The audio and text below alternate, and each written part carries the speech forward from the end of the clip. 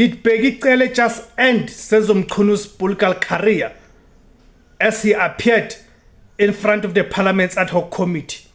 Let us listen to this clip. Obvious.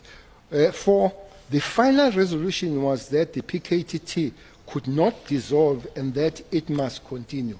That is the 5th September 2023 decision taken by the interministerial. Okay.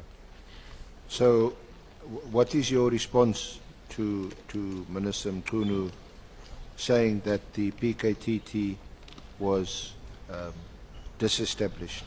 By who? Already since 2022. Disestablished by who?